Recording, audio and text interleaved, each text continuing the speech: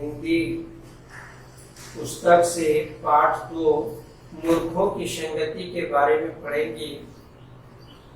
आपने अनेक अकबर, बीरबल और तेनाली राम के बारे में कहानियां सुनी होंगी।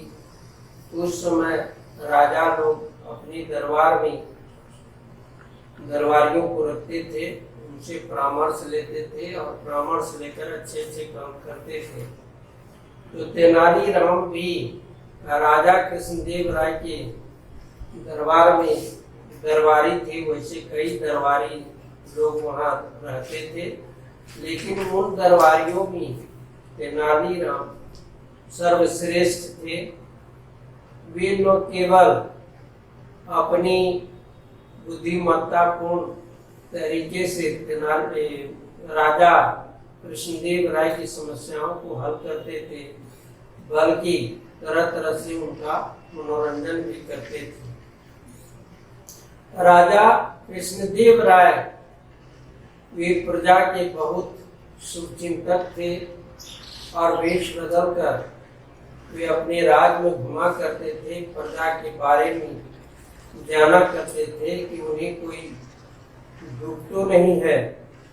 तो आइए हम लोग आज मूर्खों की संगति कहानी को शुरू करें। तो राजा कृष्णदेव राय अपनी प्रजा का बहुत ध्यान रखते थे। प्रजा के सुख दुख का हाल जानने के लिए वे राज में वेश बदल कर घूमते रहते थे। एक बार किसी बात पर तेनालीराम से नाराज होकर उन्होंने उसे दरबार में न आने का आदेश सुना दिया। यह सुनकर अन्य दरबारियों की बाँछें खिल गई। मतलब दूसरे जो दरबारी थे वे बहुत खुश हुए, क्योंकि वे तेनालीराम से ईर्ष्या करते थे, क्योंकि तेनालीराम को राजा बहुत चाहते थे। लेकिन किसी बात से नाराज होकर उन्हें दरबार में नहीं आने का आदेश दिया। सभी दरबारी मन ही मन बहुत प्रसन्न हो रहे थे। एक दिन राजा कृष्णदेव राय वेश बदल कर राज भ्रमण होता है घूमना, राज में अपने राज में जगह जगह पर जाना, प्रजा के दुख सुख का जो है पता करना।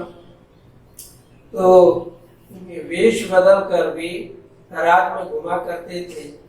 तो तेनालीराम जब भी वे निकलते थे, पहले तो तेनालीराम उनके साथ होता था, लेकिन उनकी अनुपस्थिति में दूसरे दरबारी लोग उनके साथ थे। राजा ने बनावटी वेश धारण किया और एक गांव में जा पहुंचे। वहां पहुंचने पर उन्हें बहुत प्यास लगी हुई थी। उन्होंने एक किसान जो बाहर खड़ा था उनसे पानी मांगा। आदमी ने मटके से शीतल पानी उन्हें पीने के लिए दिया और राजा ने शीतल पानी से अपनी प्यास बुझाई। उन्होंने उस आदमी से पूछा, कहो भाई, तुम्हारे गांव में किसी व्यक्ति को कोई कष्ट तो नहीं है? इससे पहले कि वह कुछ उत्तर देता, आगंतुकों को देखकर आसपास के अन्य ग्रामीण भी वहां एकत्र हो गए। छद्म वेशधारी राजा ने अपना प्रश्न पुनः दोहराया। गांव वालों ने सोचा कि ये लोग राजा के अधिकारी गण हैं और राजा के कहने पर निरीक्षण करने आए हैं। तो आगंतुक माने होता है मेहमान, अतिथि। तो यहाँ नए लोगों को देखकर, आगंतुकों को देखकर, मेहमानों को देखकर गांव के और अन्य दूसरे लोग भी वहां पहुंच गए और राजा उन सबों से पूछने लगे कि आप लोगों को कोई कष्ट तो नहीं है? अन्य दूसरे लोग जो आए वे समझ रहे थे कि ये लोग कोई राजा के अधिकारी गण हैं और वे किसी चीज का निरीक्षण कर रहे हैं। ग्रामीणों ने कहा, महाशय, हमारे गांव में सुख शांति है, किसी प्रकार का कोई कष्ट नहीं है। हमारे राजा कृष्णदेव राय, चूंकि वे वेश बदले हुए राजा को नहीं पहचान रहे थे, इसलिए ग्रामीण राजा की प्रशंसा करते हुए, राजा का प्रशंसा करते हुए कहते हैं कि हमारे राजा कृष्णदेव राय संतान की तरह हम सबों से प्यार करते हैं और हमारा ख्याल रखते हैं। हमें कष्ट का तो कोई प्रश्न ही नहीं उठता। हम भी दिन रात मेहनत करके अपने राज की खुशहाली को बढ़ाने के लिए प्रयत्न करते रहते हैं, योगदान राजकोष में देते रहते हैं। राजा को गांव वालों का उत्तर अच्छा लगा, परंतु इससे उन्हें संतुष्टि नहीं मिली, उनको तृप्ति नहीं मिली गांव वालों का उत्तर सुनकर। इसलिए उन्होंने एक और प्रश्न किया, राजा के बारे में आपकी क्या राय है? सभी ने बारी बारी से राजा का गुणगान करते हुए राजा की महानता का वर्णन किया, उनकी प्रशंसा की। एक वृद्ध किसान जो बोल नहीं पा रहा था, उन वृद्ध किसान के पास जाकर राजा ने उनसे पूछा, वही प्रश्न फिर दोहराया कि राजा के बारे में आपकी राय क्या है?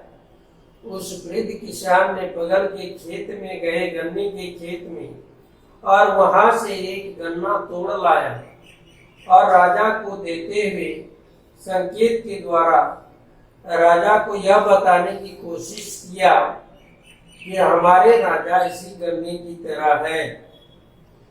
राजा वृद्ध किसान की बात समझ नहीं पाया, इसलिए उन्होंने अपने दरबारियों से इसके बारे में पूछा, इसका क्या आशय है, इस गन्ने का क्या आशय है। दरबारी दूरदर्शी नहीं थे। राजा के समक्ष कही गई बात का क्या परिणाम हो सकता है, इस बात से वे अनभिज्ञ थे। बिना कुछ सोचे समझे तथा किसान के भाव का दूसरा ही अर्थ निकालते हुए दरबारी ने कहा, महाराज, इस वृद्ध किसान के कहने का आशय है कि राजा इस गन्ने की तरह कमजोर है, जबकि गन्ने में मिठास होती है। उसने कहा कि राजा, हमारे राजा गन्ने की तरह कमजोर है और कोई भी आदमी उसे आसानी से उखाड़ फेंक सकता है, यानी उसे पद मुक्त करके दूसरा कोई राजा बन सकता है। राजा को दरबारी का बात सही लगी। वे गुस्से से तमतमा उठे और वृद्ध किसान से बोले, तुम शायद जानते नहीं कि मैं कौन हूँ। राजा की कठोर वाणी सुनकर वृद्ध डर के मारे थर थर कांपने लगा, क्योंकि वह बोल नहीं सकता था। इसलिए वह अपनी बात, वह क्या कहना चाहता था वो बता नहीं सकते थे, लेकिन राजा के क्रोध के कारण वह काफी डरा हुआ था। तभी एक और वृद्ध जो भीड़ में कम्बल ओढ़े खड़ा था बोला, महाराज, हम ग्रामीण आपको अच्छी तरह समझते हैं, पहचानते हैं, लेकिन बड़े दुख की बात है कि आपके दरबारी ही आपको अब तक समझ नहीं पाए हैं। जानते हो बच्चों, वह कोमल कम्बल ओढ़े और भेष बदले हुए वह व्यक्ति कौन था? वह था तेनालीराम, जो किसान के भेष में वृद्ध व्यक्ति के कहने का आशय समझाने के लिए उनके आगे आया और बताया कि महाराज, यह आदमी जो है, इनका यह आशय नहीं है जो आप समझ रहे हैं। आपके दरबारी आपको बता रहे हैं, पहचानते नहीं हैं, लेकिन बड़े दुख की बात है, आपकी दरबारी आपको अब तक नहीं समझ पाए। मेरे वृद्ध मित्र के संकेत का आशय केवल इतना था कि हमारे राजा इस गन्ने की तरह मीठे हैं, जो प्रजा पर अपार स्नेह लुटाते हैं। वृद्ध व्यक्ति द्वारा गन्ना जो दिया गया था, तोड़ कर लाया हुआ गन्ना जो दिया गया था, उसका आशय यह था कि हमारे राजा गन्ने की तरह मधुर स्वभाव के हैं, मीठे हैं और अपनी प्रजा पर भी स्नेह की वर्षा करते हैं, सुख दुख का ख्याल रखते हैं। लेकिन जो दरबारी उनके इस आशय से अनभिज्ञ थे, उन्होंने बताया कि राजा गन्नी का आशय यह बताया कि राजा गन्नी की तरह कमजोर होता है, उसे कोई भी उखाड़ फेंक सकता है। तो इस पर राजा क्रोधित हुआ था, जबकि उसका आशय कुछ और था। दुश्मन को सबक सिखाने के लिए वे गन्नी के समान कठोर हैं, जिससे दुश्मनों को पिटने का कार्य भली भांति किया जा सके। अगर सामने दुश्मन पड़ जाए तो ये कठोर गन्ने से उसकी पिटाई हो सकती है, लेकिन अंदर से जो है राजा मधुर है, मीठे हैं। इतना कहकर वृद्ध ने अपना कम्बल हटा दिया, अपनी मूछ दाढ़ी हटाए और इस तरह तेनालीराम का असली रूप देखकर राजा चौंक पड़े और बोले, तेनालीराम, तुम मेरा पीछा नहीं छोड़ोगे? तेनालीराम बड़े विनम्र स्वभाव से बोला, महाराज, यदि आपका पीछा छोड़ दिया तो न जाने कितने बेकसूर लोग इस अज्ञानी दरबारियों के कारण मुसीबत में पड़ जाएंगे, क्योंकि ये अज्ञानी दरबारी जो है आपको बरगलाएंगे, सही बात बताएंगे नहीं, और आप जो है बेकसूर जनता को दंडित करेंगे।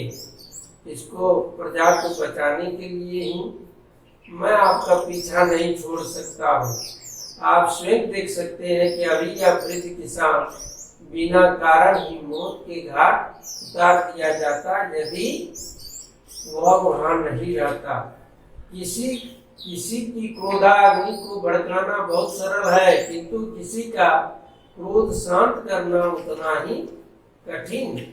राजा को चाहिए कि वह अपने क्रोध पर नियंत्रण रखे तथा किसी भी निर्णय पर पहुंचने से पहले उससे जुड़े तथ्यों को ठीक प्रकार से परख ले। क्या नहीं कि दरबारी जो कह दिया तो उस पर भरोसा करके सामने वाले को सजा दे दी। ऐसा नहीं होना चाहिए राजा को। तेनालीराम ने उन्हें समझाते हुए कहा, केवल एक दरबारी के कह देने भर से किसी पर निर्णय नहीं लेना चाहिए। राजा समझ गए कि मूर्खों का साथ बड़ा दुखदायी होता है। वह बोले, भविष्य में कभी भी मैं तुम्हारे बिना राज का भ्रमण नहीं करूंगा, क्योंकि ये मूर्ख दरबारी ये हमें भी करगलाएगा और जनता का सेवा करने से ही हम चूकेंगे, और साथ ही मेरा अपराध जनता जो है वह सजा भुगतेगी। फिर तो गांव वालों ने बड़े प्रेम और आदर से उनका अभिनंदन किया। अपने प्रति गांव वालों का प्रेम देखकर राजा गदगद हो उठा। उधर तेनालीराम की बुद्धिमत्ता के सामने दरबारी खिसियाकर बंगले झांकने लगे। सच ही कहा गया है, मूर्खों की संगति से बचकर रहना चाहिए। यही सीख मिलती है इस कहानी से।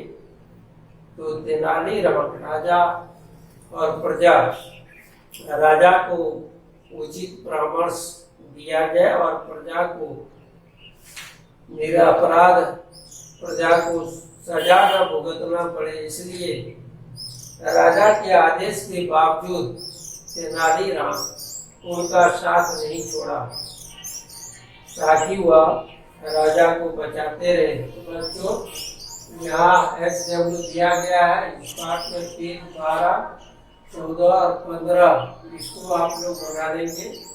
धन्यवाद।